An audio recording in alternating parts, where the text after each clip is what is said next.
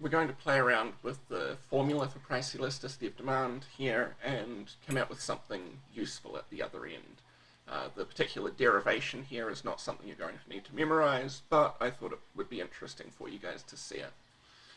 Okay, so we've got our price elasticity of demand as percentage change in quantity demanded divided by percentage change in price. But what I want to do is to rewrite those percentage changes.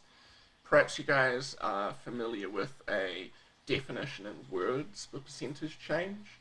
The one that I learned in high school was this one: the new value minus the old value divided by the old value.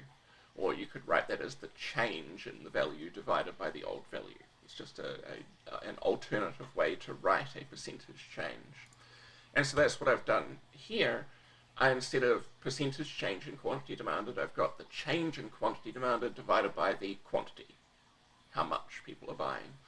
Similarly for price, I change percentage change in price into the change in price divided by the price itself. There's a little stray E there, and I don't know how to get rid of it, but it shouldn't be there.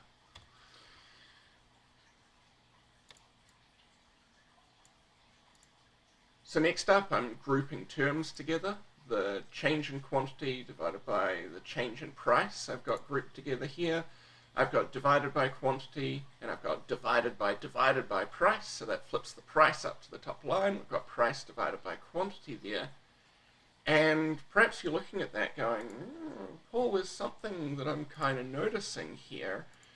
If I were to draw a demand curve, and I looked at the slope of that demand curve, what would that be? Well, the slope is rise over run, right?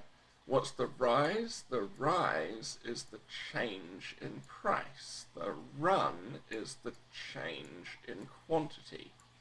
So what have we got here? We've almost got that, right? We've actually got the inverse of that. We've got change in quantity divided by change in price instead of change in price divided by change in quantity. So instead of this guy being the slope, it is actually going to be 1 divided by the slope. So there we go. This is 1 divided by the slope of the demand curve times the particular value of price over quantity is an alternative way of writing the price elasticity of demand. So why should we care about that?